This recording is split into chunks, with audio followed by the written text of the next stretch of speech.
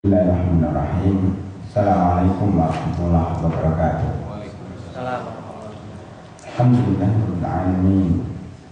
Shalatu wassalamu ala asyrafil anbiya'i wal mursalin wa ala alihi wa sahbihi wat tabi'ina lahum bi ihsanin ila yaumiddin wa ba'd. Hadirin jamaah salat subuh rahimakumullah. Alhamdulillah pada kesempatan kali ini kita bisa kembali mengkaji manhaj Ahlussunnah wal Jamaah. Kita sampai kepada al-iman bil yaumil akhir, dan pada pembahasan tanda-tanda hari kiamat. Tanda-tanda hari kiamat ada yang sughra, kecil, artinya jauh dari terjadinya kiamat, dan yang sudah terjadi pada zaman Nabi Muhammad SAW dan para sahabatnya. Kemudian tanda-tanda al-wusta, tanda-tanda pertengahan, yaitu tanda-tanda hari kiamat yang sedang terjadi dan yang akan terjadi dalam waktu dekat. Kemudian kita sudah masuk kepada tanda-tanda al-kubro, yaitu tanda-tanda hari kiamat yang mengiringi terjadinya hari kiamat, yaitu yang sangat dekat dengan terjadinya hari kiamat. Di antara tanda-tanda al-kubro sebagaimana disebutkan di dalam hadis Hudzaifah bin Usaid al-Ghifari, bahwasanya Rasulullah SAW bersabda, sesungguhnya hari kiamat tidak akan terjadi sampai kalian melihat 10 tanda, sampai kalian melihat 10 tanda hari kiamat, yaitu pertama kemunculan asap, Dajjal, binatang melata, kemunculan asap, dan turunnya Dajjal, munculnya binatang melata. Binatang melata sudah ada, termasuk binatang melata khusus yang berbicara dengan manusia, yang bisa bicara dengan manusia. Kemudian matahari terbit dari barat. Matahari terbit dari barat. Turunnya Isa ibnu Maryam, munculnya Ya'juj dan Ma'juj, dan yang tiga terakhir adalah 3 gerhana matahari di barat, di timur, dan di jazirah Arab, serta api yang muncul dari Yaman mengirim manusia menuju pada mahsyar. Pada pertemuan yang lalu telah kita bahas tentang Imam Mahdi. Imam Mahdi ini tidak disebutkan dalam hadis ini, tidak termasuk 10 tanda besar. Tetapi Imam Mahdi itu terjadi bersamaan dengan munculnya tanda besar ini, bersamaan dengan turunnya Isa ibnu Maryam.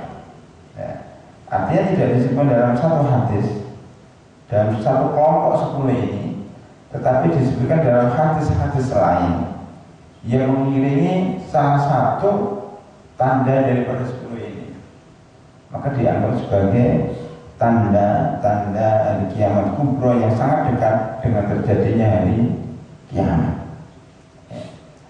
Imam Mahdi sebagaimana telah kita jelaskan, ini berasal dari keluarga Nabi Muhammad SAW, dari jalur Hasan bin Ali bin Abi Thalib, yang menyerahkan kekuasaannya kepada Muawiyah bin Abi Sufyan pada tahun 40 Hijriah, yang kemudian menjadi Amul Jama'in, tahun persatuan umat Islam setelah terjadinya perang saudara antara pihak Ali dan pihak Muawiyah yang menelan ratusan pahlawan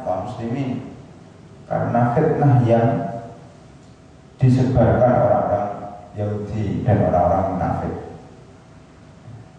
Maka Allah Subhanahu wa taala menggantikan kekuasaan yang jauh lebih baik dan jauh lebih besar daripada kekuasaan yang dia ikhlaskan, dia serahkan kepada ayah karena Allah Subhanahu wa taala. Ibarat siapa yang menyerahkan sesuatu urusan dunia karena Allah Subhanahu wa taala, maka Allah akan mengganti yang lebih baik, jauh lebih baik. Dan ini buktinya Imam Mahdi yang menjadi penguasa dunia di akhir zaman nanti adalah dari keturunan Hasan bin Abi Thalib, bukan dari keturunan Husain bin Abi Thalib sebagaimana yang diklaim oleh kelompok Syiah, ya. Dan bukan dari keturunan Al-Kaisaniyah. Al-Kaisaniyah ini juga kelompok Syiah yang berpendapat bahwa Imam Mahdi itu berasal dari Muhammad Al-Hanafiyah. Muhammad Al-Hanafiyah ini anaknya Abi Thalib, anaknya Ali bin Abi Thalib, tapi bukan dari Fatimah, dari istri lain setelah meninggalnya Fatimah radhiyallahu anha. Jadi dalam Syiah sendiri terdapat sekte-sekte yang berbeda satu dengan yang lainnya. Imam Mahdi ini mempunyai ciri-ciri yang sangat banyak, diantaranya adalah bernama Muhammad bin Abdullah. Muhammad bin Abdullah sama dengan namanya Nabi Muhammad SAW.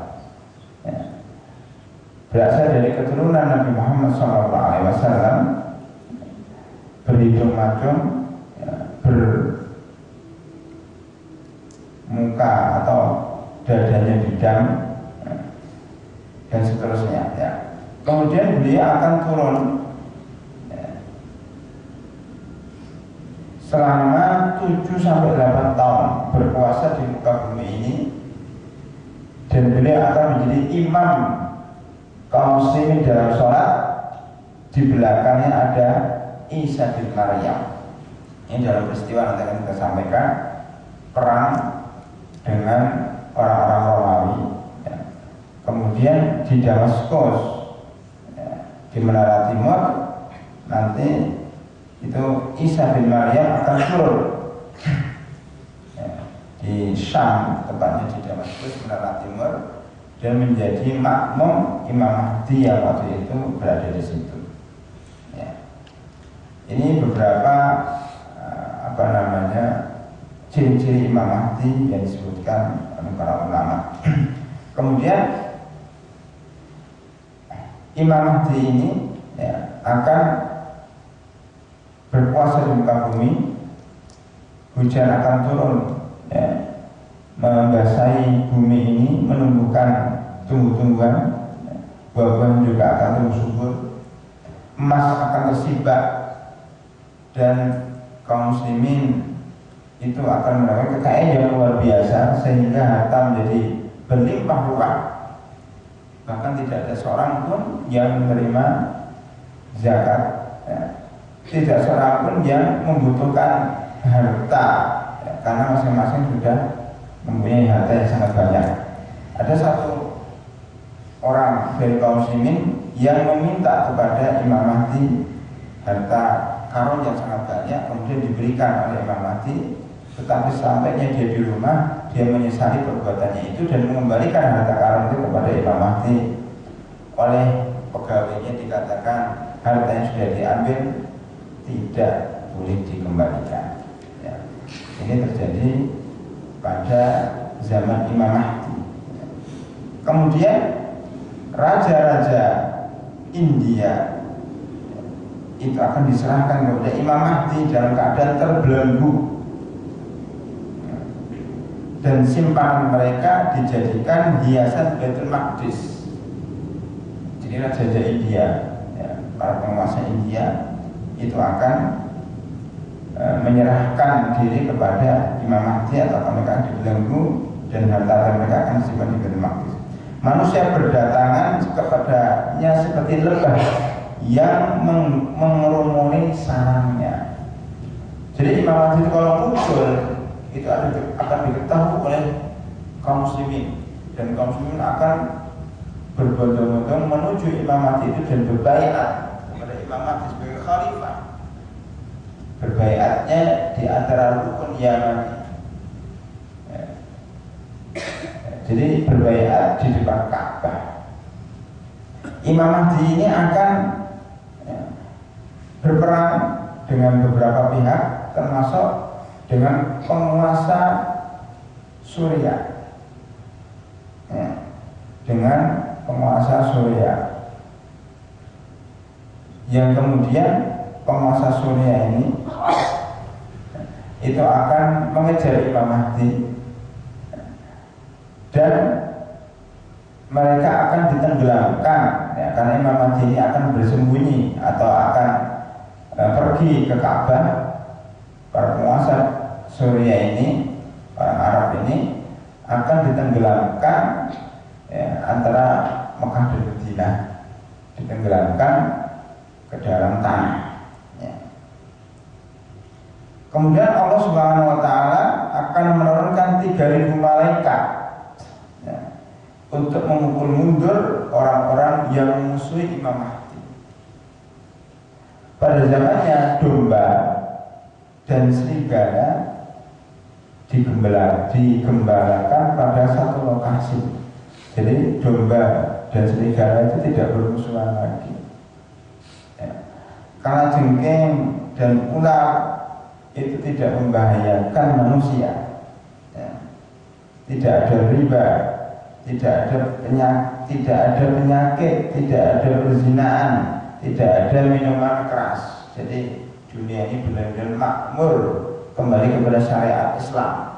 Nah, sebagaimana di dalam beberapa hadis disebutkan akan ada al-khilafah ala manhajin nubuwah, ya, akan muncul khilafah yang memegang manhaj Nabi Muhammad SAW, yang kalau saling menafsirkan itu adalah munculnya Imam Mahdi, ya. Tentunya hadirin rahimakumullah, ya, di dalam pemahaman kita terhadap Imam Mahdi ini bukan berarti, ya, sekali lagi bukan berarti kita, ya, berpangku tangan, ya, tidak beramal, diam, kemudian menunggu kedatangan Imam Mahdi. Imam Mahdi ini akan datang sebelum hari kiamat. Mungkin kita sudah mati, Imam Mahdi nggak muncul. Atau mungkin anak kita sudah besar, cucu kita sudah besar, buyut kita sudah besar, belum tentu Imam Mahdi hadir. Nggak usah ditunggu pun datang, ya. Makanya kita tidak usah menunggu-nunggu kepada Imam Mahdi, dalam arti kata tidak mau beramal untuk menegakkan Islam, ya. Karena ada sebagian kalangan yang tidak mau beramal, tidak mau berjuang, tidak mau berusaha, tidak mau belajar, tidak mau merubah keadaan dunia yang sudah rusak ini dengan dalih toh nanti kan akan datang Imam Mahdi sebagai penyelamat kita. Nah, ini nggak boleh dan tidak benar, ya. Tapi yang benar bahwa kita terus berusaha, ya. Terus karena Allah SWT akan menilai seluruh usaha kita, yang dinilai itu bukan hasilnya tapi usahanya, ya. Tapi kita sampaikan tentang Imam Mahdi ini dalam rangka meyakini terjadinya hari akhir, dan itu merupakan tanda-tanda sebelum terjadinya hari akhir, ya. Jadi yang dirahmatullah, Imam Mahdi ini nanti akan kita sampaikan juga tentang turunnya Isa bin Maryam, yang beliau ini akan turun bersama Imam Mahdi. Kemudian Isa bin Maryam ini akan membunuh babi dan mematahkan salib, ya. Kemudian ada beberapa kesalahan tentang Imam Mahdi. Di antara saya sebutkan tadi, mazhab Syiah meyakini bahwa Imam Mahdi berasal dari Husain bin Ali, ya. Mereka menyebutkan imam mereka yang 12, ini khusus Syiah Imamiyah, Syiah 12 yang sekarang berkuasa di yang berkuasa di Iran dan menyebarkan revolusinya ke seluruh dunia ini yaitu dengan kelompok Syiah Imamiyah, karena Syiah itu bermacam-macam, tapi sedang dominan di dunia sekarang ini adalah Syiah Imamiyah yang meyakini bahwa imamnya ada 12 dan yang terakhir imam mereka itulah imam yang ditunggu-tunggu karena pada waktu kecil ya, imam ini bersembunyi ya, di sebuah terowongan yang ada di Samirah, daerah Irak ya, lebih dari 1100 tahun lamanya. Mereka menyebutnya dengan Muhammad bin Hasan al-Askari. Nanti akan muncul lagi keluar dari terowongan itu dan menjadi penyelamat manusia. Maka keyakinan Syiah diantaranya, sebagaimana disebutkan di dalam buku-buku mereka, itu tidak boleh ya, mereka berjihad kecuali setelah munculnya Imam Mahdi Al-Qa'im. Mereka mengatakan Al-Qa'im yang berdiri, yang tegak. Tidak boleh melaksanakan sholat Jumat sampai munculnya Imam Mahdi. Di dalam pemahaman mereka itu tidak sholat Jumat, tidak berjihad, tidak mengadakan banyak hal tentang ibadah dengan dalil Imam Mahdi belum muncul. Maka kalau ada orang Islam tidak sholat Jumat, ya, itu salah satu ciri ya, atau salah satu keyakinan mereka, keyakinan Syiah Imamiyah, bahwa sholat Jumat itu tidak bisa didirikan kecuali dengan munculnya Imam Mahdi.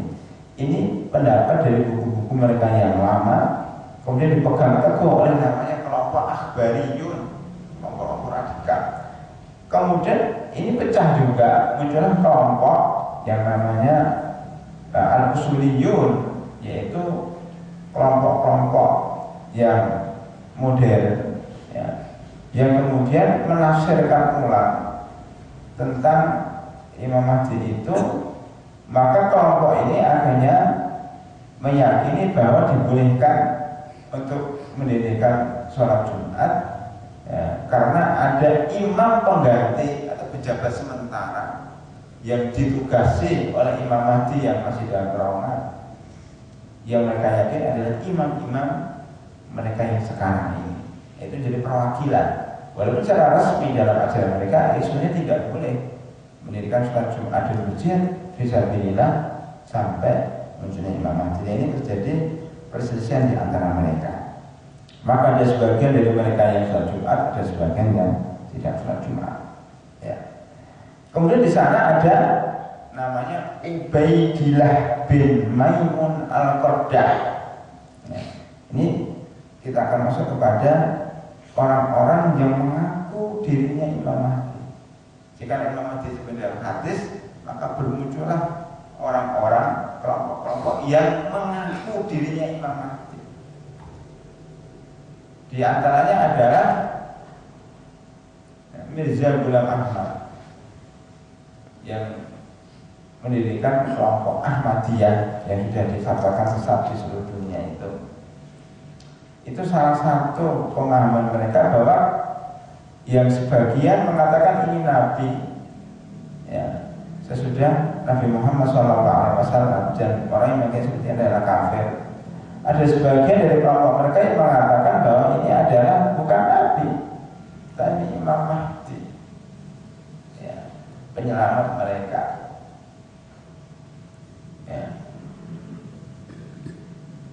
Kemudian ada namanya Ubaidillah bin Maimun Al-Qaddah yang hidup pada tahun 2259 sampai 322 Hijriah, sekitar 60 tahun ya, 50 tahun 70 tahunan 70 tahunan mereka berkuasa ya.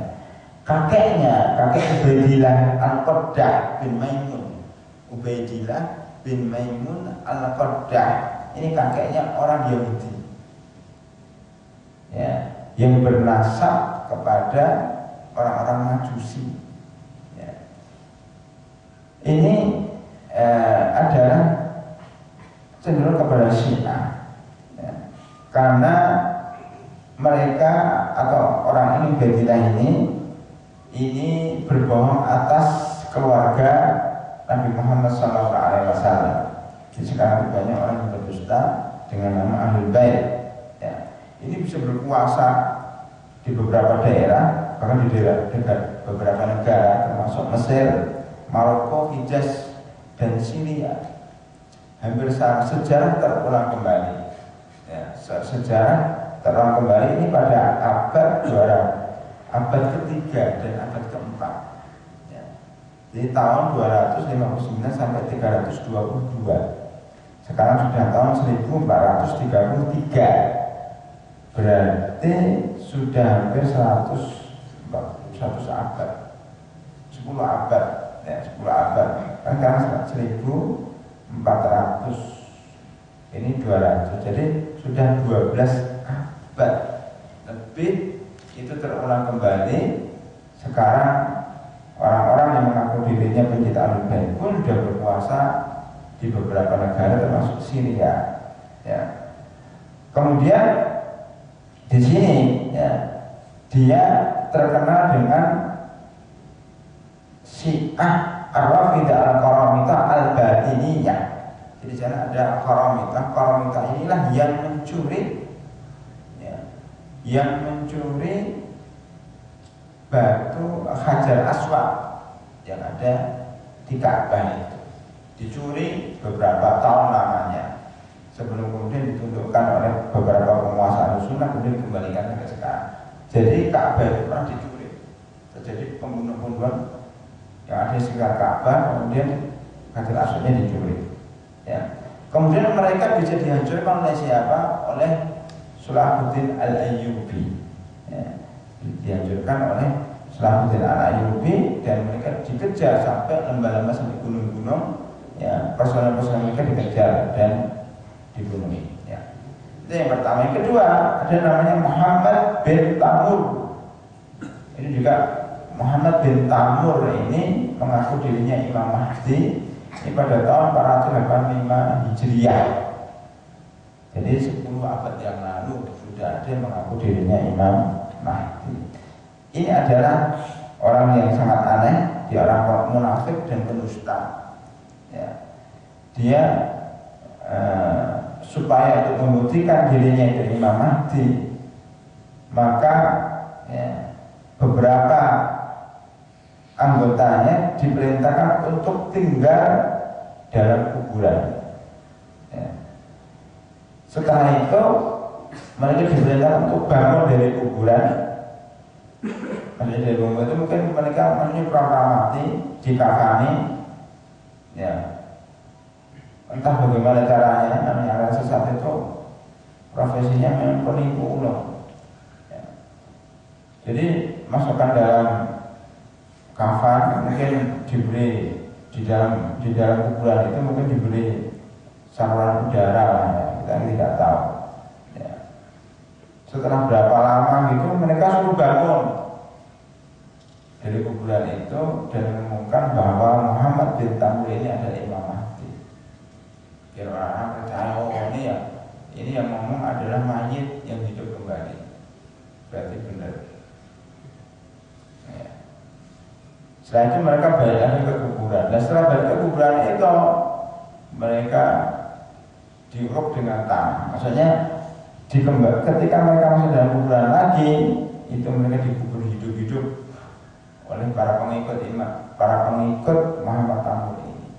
Jadi mengkhianati temannya sendiri itu biasa. Ya. Yang jelas ini sudah mengumumkan sama manusia. Ya. Jadi ini kan pura-pura mati. Ya. Ya. Kemudian bangkit dan pakai kain kafan dan ngomong, ini Imam Mahdi. Ini mungkin terinspirasi dengan kisahnya Nabi Musa yang menghidupkan orang mati dengan bakor, dengan ekornya sapi betina yang berwarna sofra kuning itu kan dicambukkan ke tubuh orang yang mati ini. Kemudian orang mati ini bangkit ngomong, yang bunuh saya adalah fulan-fulan, kemudian dia mati lagi. Ini kan mukjizat Nabi Musa alaihissalam di dalam surah Al-Baqarah. Mungkin terinspirasi dengan itu, maka dia menyuruh teman-temannya untuk pura-pura mati. Ya, banyak ini orangnya, kemudian mereka bangkit dari kuburannya dan mengumumkan ini Imam Mahdi Muhammad bin Tamr ini. Setelah itu pura-pura mati lagi masuk dalam kuburan. Dan supaya nggak bangkit lagi, kemudian dikubur hidup-hidup oleh teman yang lain. Kubur hidup-hidup, akhirnya mereka benar-benar mati. Tapi kan Imam Mahdi-nya dipercaya oleh orang. Maksudnya orang yang mengaku diri Imam Mahdi ini dipercaya orang. Ternyata tadi itu memang mayat beneran, buktinya dikubur hidup-hidup, tidak bangkit lagi. Jadi mereka disuruh ya mengumumkan atau membenarkan adanya Mahdi, tapi setelah tugas mereka selesai justru mereka dibunuh. Hampir semua aliran sesat seperti itu, karena tujuannya sudah berhasil mereka dibunuh. Hampir semua agen-agen aliran sesat dan agen-agen kejahatan itu kalau sudah tujuannya selesai tidak diperlukan lagi mereka dibunuh. Dan itulah cara orang-orang Yahudi. Ya. Kemudian yang ketiga adalah sudah saya sebutkan tadi, ada Imam Mahdi yang mengaku dirinya Imam Mahdi adalah tadi kelompok Al-Kaisaniyah, ya, kelompok Syiah yang menyatakan bahwa Muhammad Al-Hanafiyah bin Al-Hanafiyah, putra daripada Ali bin Abi Thalib dari istri lain, inilah yang disebut dengan Imam Mahdi. Waktu kecil Muhammad bin Hanafiyah ini ketemu dengan penguasa Bani Umayyah, kata sendiri Rasyia itu paling benci dengan Bani Umayyah. Ya. Nah, waktu kecil itu setelah menemui salah seorang khalifah pada waktu Bani Umayyah, mereka lari ke gunung, namanya Gunung Ridwa, yang dijaga 2 ekor singa. Ya. Kemudian Gunung Ridwa itu yang dijaga 2 ekor singa itu memiliki mata air yang jernih. Nah, Muhammad Al-Hanafiyah waktu kecil itu masuk ke dalam mata air itu bersama 40 penjaganya, dan nanti akan keluar di akhir zaman ya, untuk berkuasa di muka bumi ini dengan penuh keadilan, yaitu dengan Imam Mahdi. Sekarang juga nggak keluar ya. Ini kan apa namanya keyakinan yang di luar akal sehat kita. Ya. Yang satu tadi masuk terowongan waktu kecil dan nanti keluarnya di akhir zaman. Yang satu masuk air, ya, masuk sumber air, jadi masuk dalam air, entah di situ juga ada terowongan juga nggak tahu. Nanti keluar juga, ya macam-macam ya. Jadi rahimahullah, ya. Jadi Imam Mahdi ini memang banyak riwayat-riwayat yang menyebutkan Imam Mahdi, tapi yang saya sebutkan itu secara global, yang kebanyakan adalah atau itu yang berdasarkan dalil-dalil yang disebutkan oleh para ulama dari beberapa hadis. Ya. Kemudian ya, Imam Mahdi ini nanti akan ditolong oleh penduduk Khurasan. Khurasan itu orang kemarin kita sampaikan bahwa ini sebagian orang menganggap penduduk Khurasan ini, maksudnya wilayah Khurasan itu wilayah Afghanistan, ya, masuk wilayah Khurasan. Ya. Maka ia mengibarkan bendera hitam, itu ada sekarang adalah Taliban. Nah, jadi mereka menganggap ini penolongnya Imam Mahdi ini Taliban. Ya.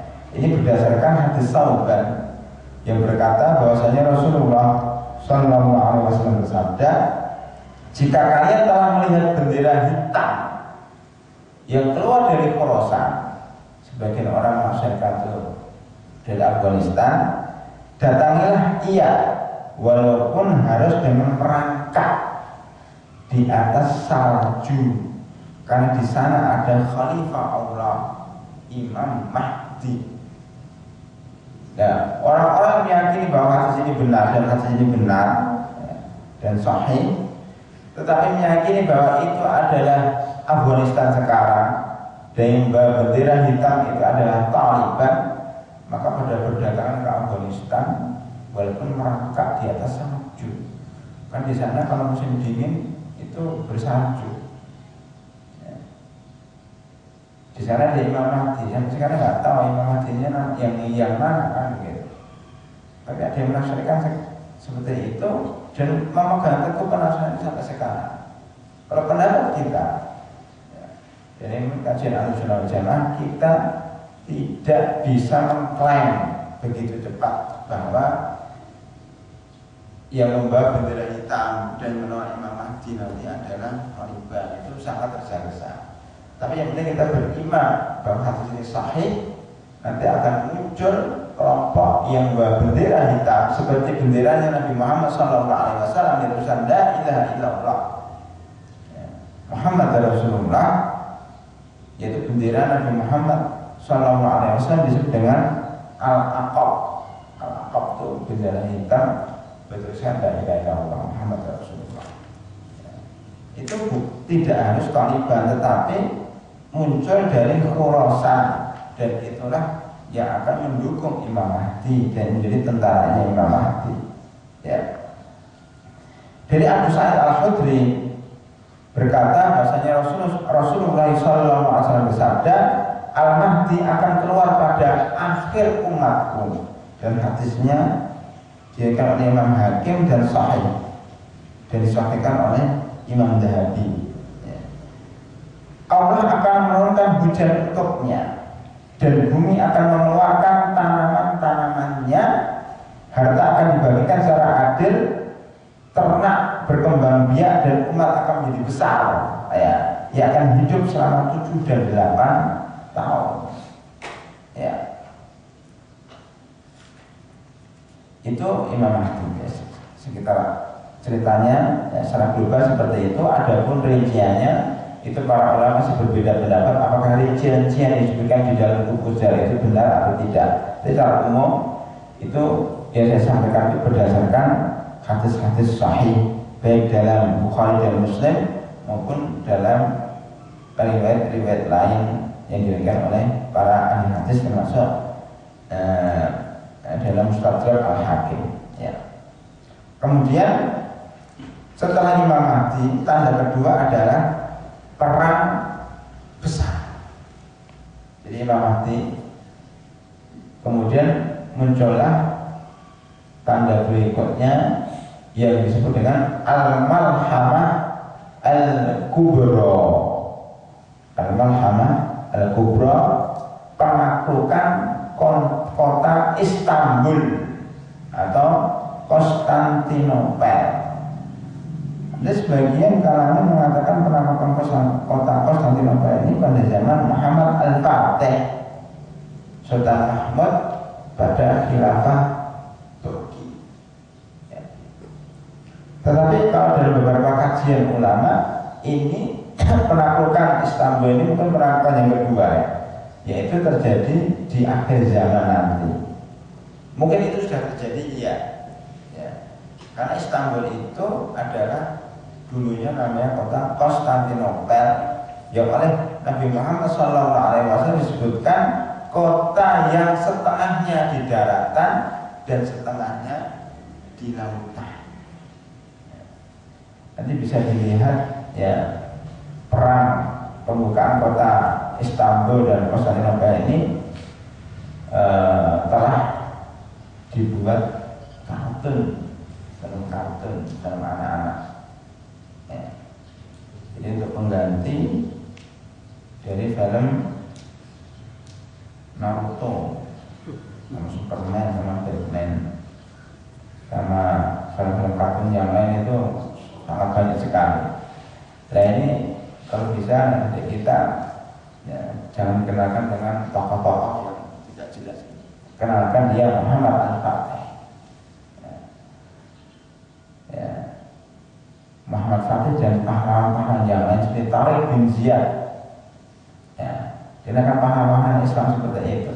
Ini sudah ada, ya, dalam film kartun. Bahkan menurut keterangan dari orang-orang Turki, ini yang Muhammad Fatih ini sudah dibuat film nasional di Turki, ya. Karena Turki ini walaupun sekuler, ya, tapi, ya, orang-orang baiknya kepingin diislamkan lagi seperti zaman dahulu. Maka caranya ya, supaya tidak kelihatan Islamisasinya, kalau kelihatan Islamisasinya akan ditentang, maka mereka membuat film Muhammad Al-Fatih itu dengan apa? Dengan bungkus nasionalisme, artinya Al-Fatih ini adalah lawan Islam. Kalau itu ditampilkan sebagai pahlawan Islam, kan banyak protes. Tapi kalau ditampilkan bahwa itu adalah pahlawan Turki, walaupun isinya Islam, mungkin orang-orang sekuler tidak protes. Karena militer di Turki itu masih dikuasai oleh sekuler. Jadi berat perjuangan Islam di sana. Maka ketika ya ini dimunculkan Muhammad Fatih, maka menjadi inspirasi bagi perjuangan umat Islam di sana.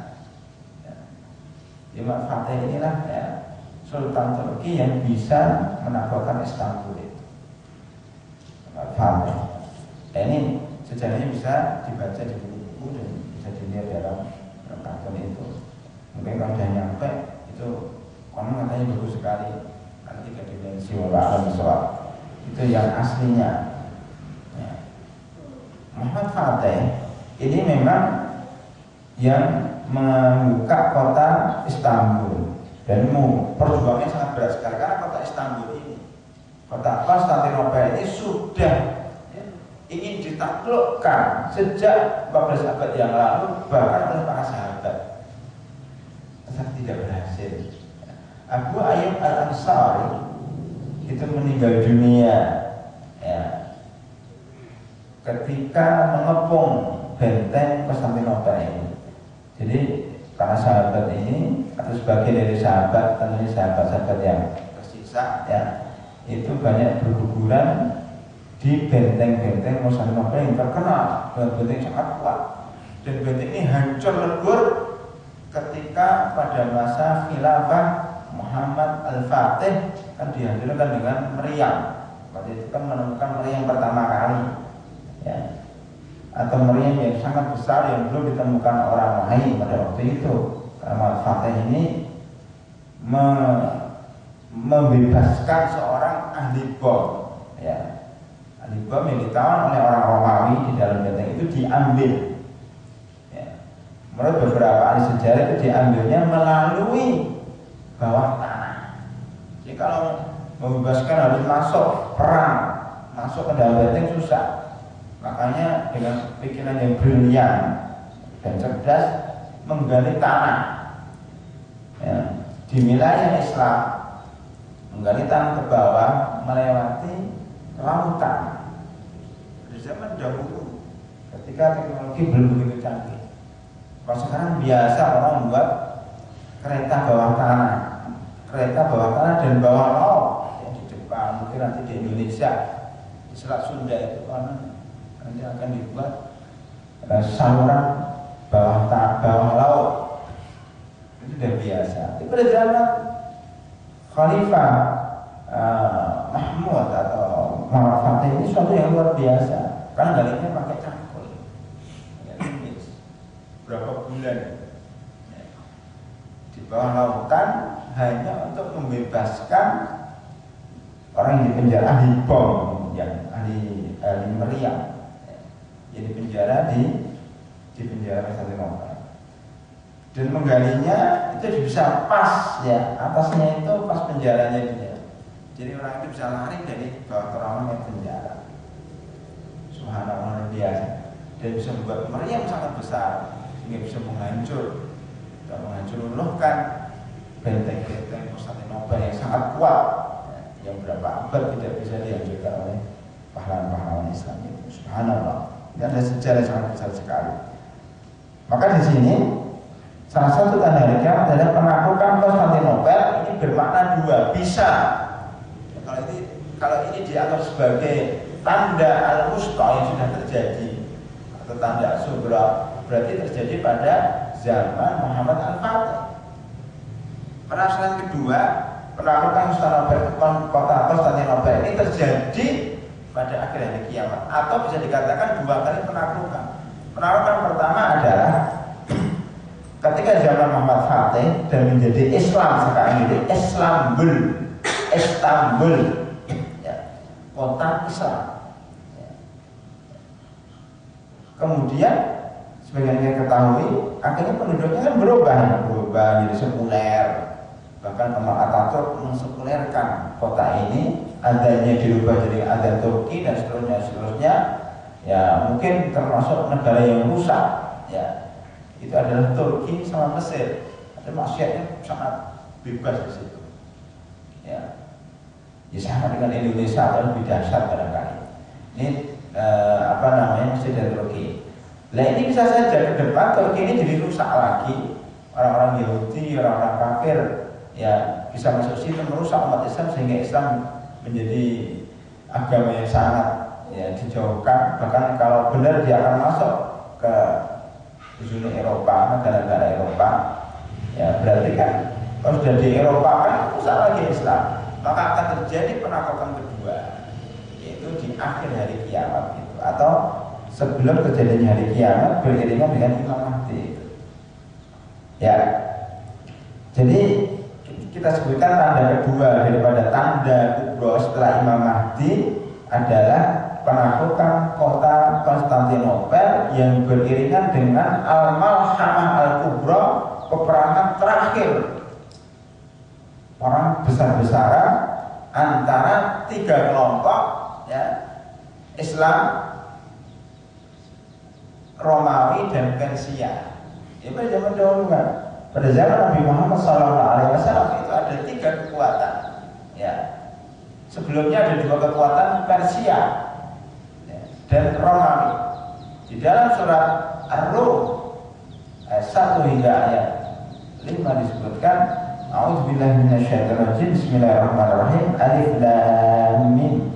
Ghulibatir Rum fi adnal ardi wa hum min ba'di ghalabihim sayaghlibun fi bid'i sinin.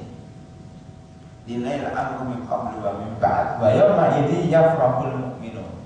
Alif lam mim, orang-orang Romawi dikalahkan oleh Persia fi adnal ardi, di muka bumi yang paling rendah, yaitu di Yordania, di sekitar laut mati, ya, terendah di dunia. Ini dulu pernah saya ceritakan tentang laut mati ini. Ya.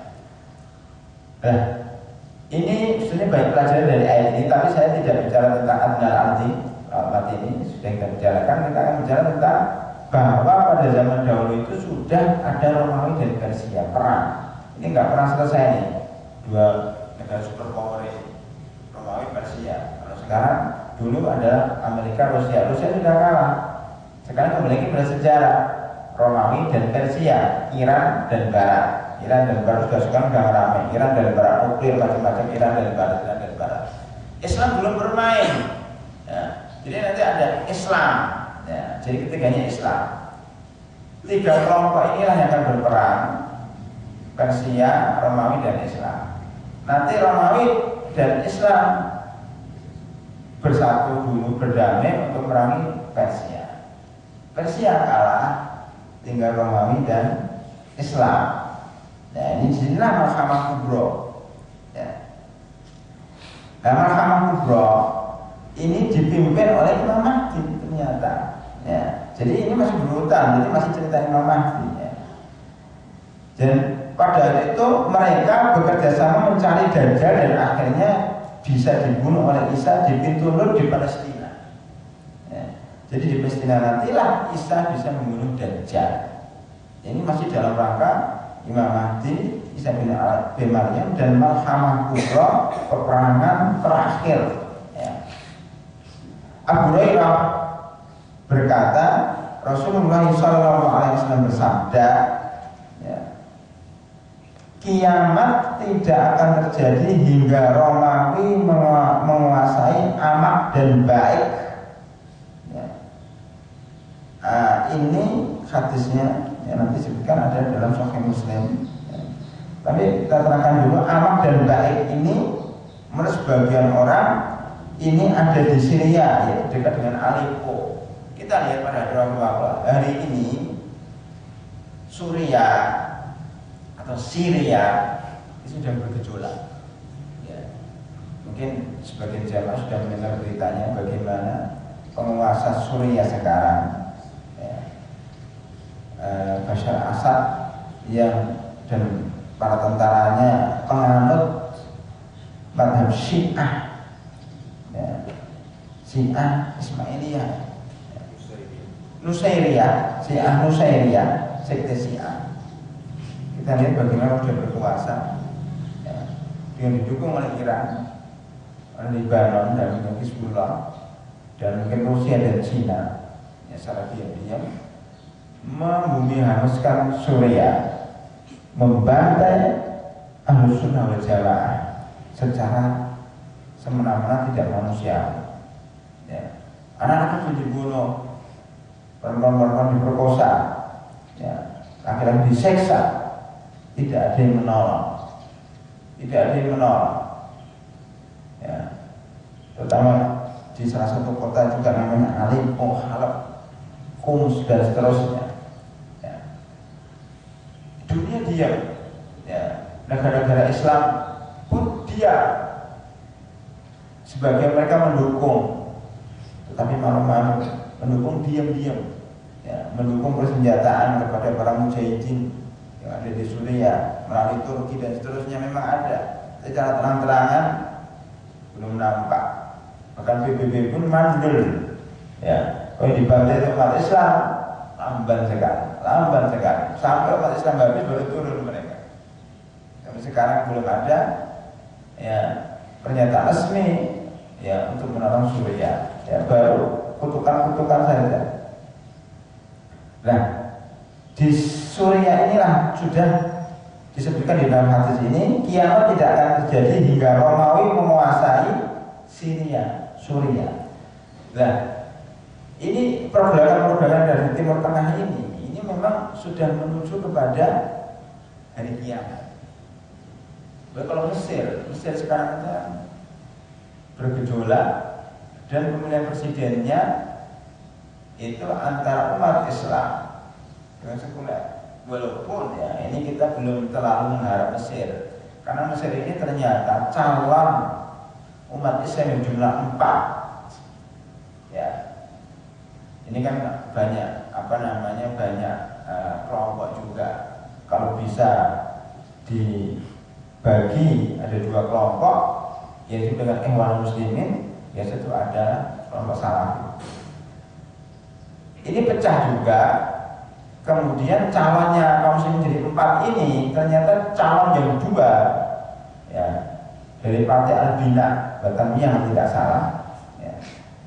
Ini 2-nya digagalkan, ya, karena yang satu itu mempunyai orang tuanya mempunyai kewarganegaraan Amerika.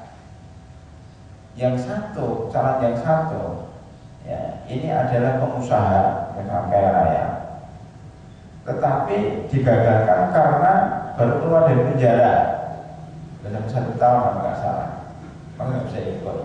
Ini memang permainan musuh-musuh Islam, sehingga yang 2 calon ini nggak bisa ikut, tinggal 2 calon. Ya. 2 calon ini yang satu gagal pada putaran pertama, padahal ini diprediksi akan unggul. Tinggal 1 ini menang tipis dari partai sekuler atau partai yang bukan partai, calon yang dulunya adalah mantan pegawainya penguasa yang lama. Jadi memang perlu dipertanyakan lagi, apakah Mesir ini memang benar-benar revolusi atau tidak? Kenapa calon, ya, penguasa lama kok juga menang telak, gitu. Jadi sekarang ada putaran kedua, tidak tahu menang yang mana. Tapi banyak orang berkepentingan dengan calon yang bukan Islami, orang mengatakan bukan Islami, ya. Nah, ini Mesir belum bisa diharap. Bisa saja kalau seandainya Allah SWT mentakdirkan partai Islam berkuasa, kemudian yang memimpin adalah orang yang Islami, itu mungkin kiamatnya cepat. Karena langsung perang dengan Israel, perang dengan berbagai negara, gitu. Mungkin hikmah, ya, seandainya Allah, karena baru 17 Juli nanti, seandainya yang menang itu adalah partai atau penguasanya adalah bukan Islami, ya, tapi pemikirannya masih umum, masih sekuler, maka berarti kiamat belum terjadi gitu. Karena berarti Mesir belum berani nyerang Israel, belum berani. Ini kan masa-masanya agak lama ya, jadi kita nggak usah tergesa-gesa. Oh sekarang sudah terjadi Imam Mahdi, kemudian Suriah sudah perang, kemudian nanti akan bergejolak dan sebagainya. Belum. Kita sabar, yang penting kita pelajari dulu tanda-tandanya itu. Kita kan baru bicara masalah bahwa kiamat tidak akan terjadi hingga Romawi menguasai Suriah. Sekarang belum dikuasai oleh Romawi.